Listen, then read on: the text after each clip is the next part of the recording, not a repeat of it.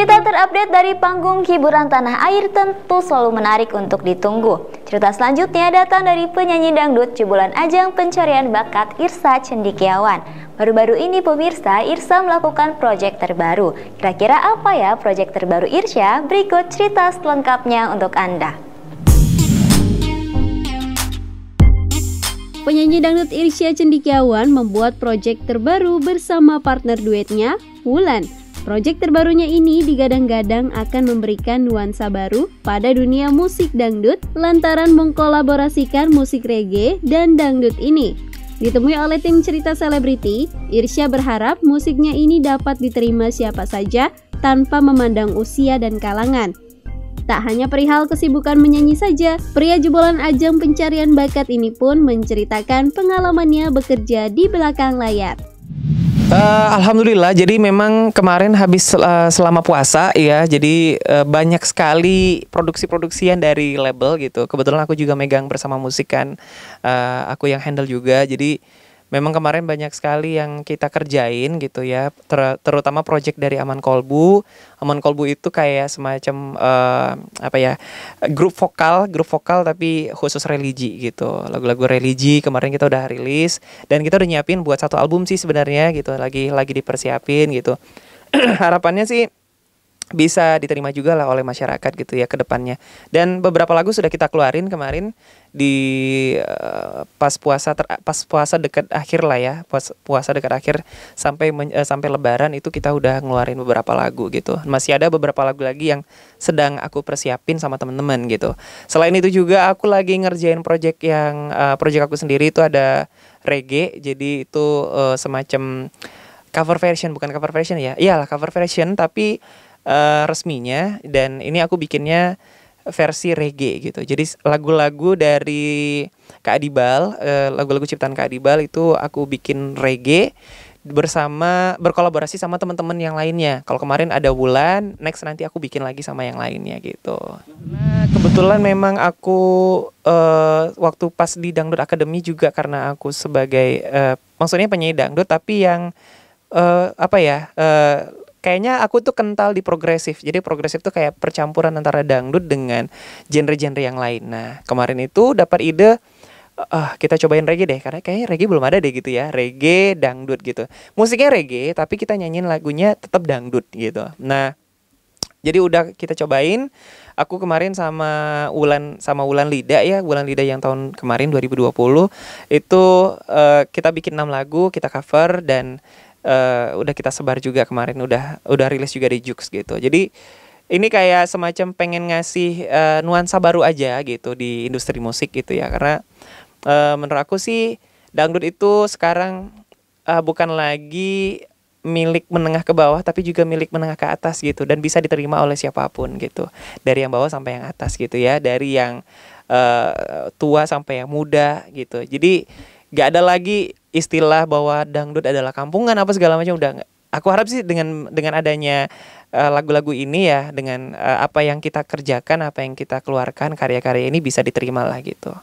Dari sekian belajar sih sebenarnya, itu sih sebenarnya belajar juga gitu ya, karena pasti beda ya nyanyi dangdut dengan kita nyanyi reggae itu beda gitu. Nah, tapi di sini aku kayak ngasih lagu, aku tuh tetap nyanyi lagu dangdut, cuman karena ini partnya reggae, jadi tetap kita ngikutin partnya reggae gitu. Jadi kalau misalnya lagu dangdut itu kita mendayu gitu kan, terus banyak cengkok apa segala macam.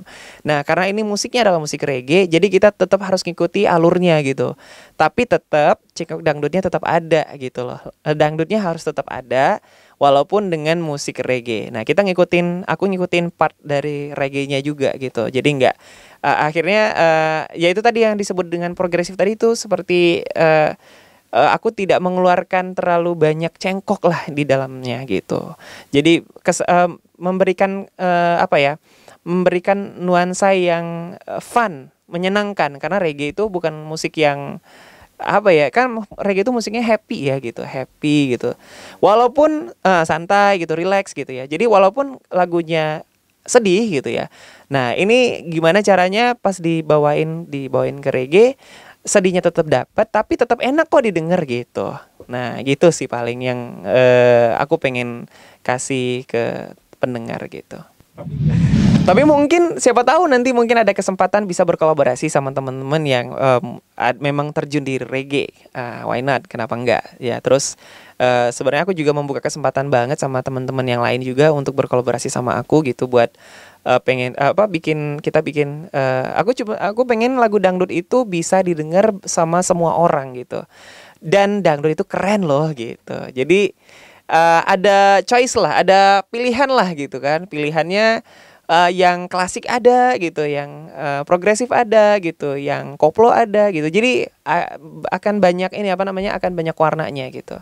Dengan begitu kan jadi orang juga semakin cinta sama dangdut. Lagi fokus sama yang Aman Kolbu dulu ya gitu, karena itu grup dan grupnya di situ ada aku juga gitu. Aku juga yang ngebantuin teman-teman untuk ngurusin ngedirect vokal juga gitu. Jadi sekarang lagi fokus di situ dulu. Iya, aku alhamdulillah sih selama kemarin lagi produksi memang dipercaya sama Kak Adi untuk ngedirect vokal teman-teman juga gitu ya. Di situ aku juga belajar gimana ngebagi-bagi part lagu gitu. Jadi nggak cuma nyanyi tok, tapi juga ngebagi-bagi partnya, ngasih nuansa gimana lagu itu enak didengar, gimana kita dalam satu grup itu bisa kompak, bisa menyatu gitu kan. Itu juga lumayan gitu ya, ngebagi-baginya gitu. Jadi kemarin banyak belajar banget ya. Alhamdulillah sih nggak ada istilah senior junior lah ya menurut aku sih. Jadi kita tetap belajar, sama-sama belajar. Adik-adik yang sekarang lagi aku pegang juga, yang sekarang aku urusin, aku bantuin, itu juga sama-sama belajar. Aku juga belajar, mereka juga belajar. Jadi nggak ada istilah senior junior sih ya. Jadi mendingan kayak gitu sih. Jadi karena dunia itu berputar, jadi kan pasti akan ada terus penerus, akan ada terus pengganti, akan terus ada orang-orang baru gitu. Dan aku sih senang-senang aja, welcome aja gitu.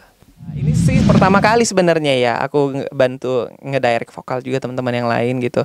Ya tadi bener kayak memperpanjang lah ya kan eksistensi aku gitu.